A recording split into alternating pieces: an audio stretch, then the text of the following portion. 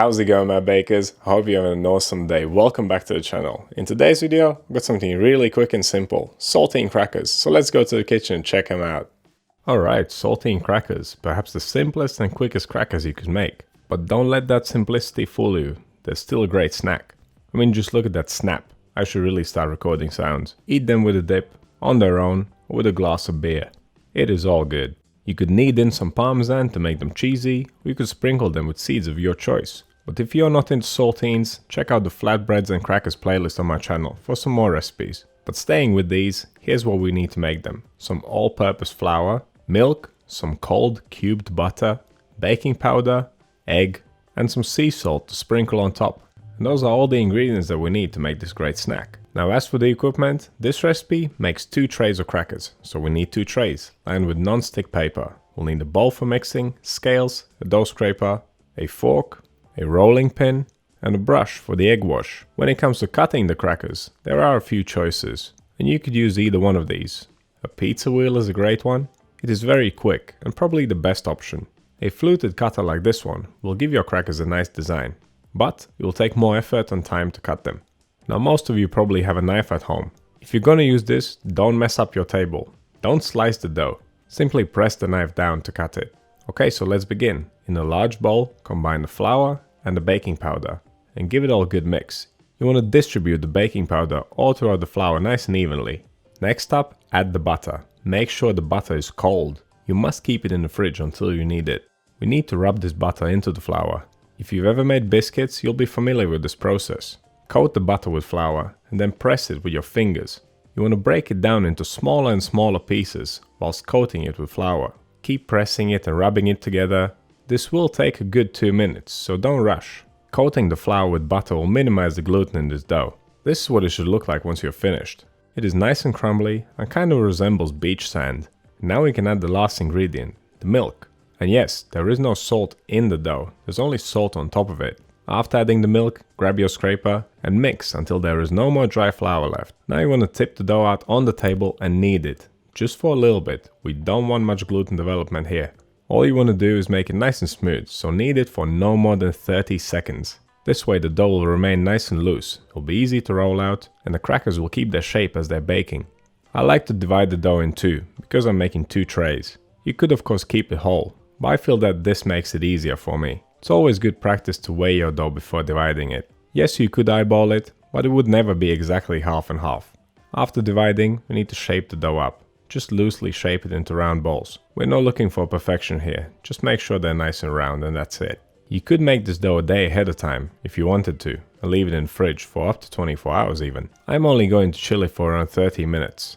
There are 2 reasons for chilling this dough. For one, the gluten will relax, and the dough will be easier to roll out. This will ensure that the crackers keep their shape as they're baking. Secondly, a colder dough is far more easier to work with. It is a lot less sticky. How long you chill your dough is up to you, but 30 minutes is the minimum. While it is chilling, preheat your oven to 180 degrees Celsius, fan off, that's 355 degrees Fahrenheit.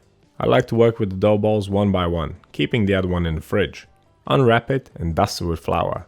And don't be shy here, you want to use quite a lot. And also give your table a good dusting.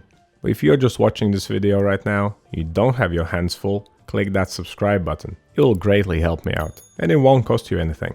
Right back to the dough, I always start off by pressing it out by hand. When you press it nice and flat, it just makes the rolling job a lot easier. Once you have done that, grab the rolling pin and start rolling. A thicker cracker will be chewier, a thinner cracker will be crispier. It's up to you how you make them. Just as long as the thickness is even throughout. If the dough starts sticking, give it a good dusting again.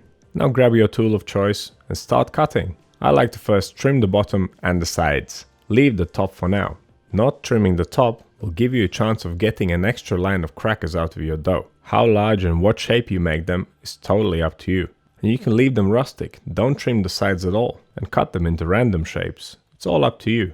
I need to make them nice and neat for the internet. If I was making them for myself, they probably wouldn't have been perfect squares. Now only after making the video, I realized that there was an easier way. See, I divided the dough, now I'm poking it with a fork, then I will brush it and sprinkle it with salt. It would make more sense to poke it, brush it, sprinkle it, and then cut it. But it still worked out in the end. I just think the other way would have been easier for me. Well, whatever you do, be nice and gentle, don't put too much egg wash on it, and don't sprinkle all the salt on one tray. In Baker's percentage terms, this is quite a lot of salt for this dough, but it's a salty snack. But if you want to, you could halve the amount of salt. You could also sprinkle some seeds on top of these. I think caraway seeds would go really nice with this recipe. Okay, now carefully move the crackers to a tray. Make sure you leave some space between them so they don't stick together. And they'll be ready for the oven. These bad boys will take around 20 minutes. We want them to be nicely golden brown and dry. I'm baking them on one of the lowest shelves in my oven. If you place your crackers closer to the heating element, they will darken a lot quicker. This is what they should look like when they're done. They're all beautifully golden brown and they're nice and dry. They feel nice and light in the hand. Now we just need to let them cool down for a little bit and then tuck in or store them for later. You can keep them in an airtight container. They will still go stale, of course. To make them crispy again, just pop them back in the oven. A couple of minutes on the same temperature will crisp them up again, and they will be oven fresh for you to enjoy. I never store my crackers in jars. I store them in my belly where they belong. If you really like them and eat them a lot, then you can double or triple this recipe, make a big batch, and store them to have them always at hand. Make sure you cool them down completely. If you don't cool them down, they will sweat in the jar, and moisture can lead to mold. Dried crackers like this, they could be stored for weeks, but if they are moist, they will go off in days. Don't forget to check out the flatbreads and crackers playlist on my channel. I think the recipe for the cheesy crackers is my favorite from that playlist.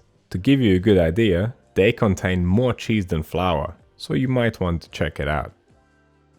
So what do you think of this recipe? Have you tried making crackers before? What's your favorite cracker? Let me know down in the comments. If you want to see more videos like this one, click over here. Subscribe to the channel, click right here. But that's all I have for you today.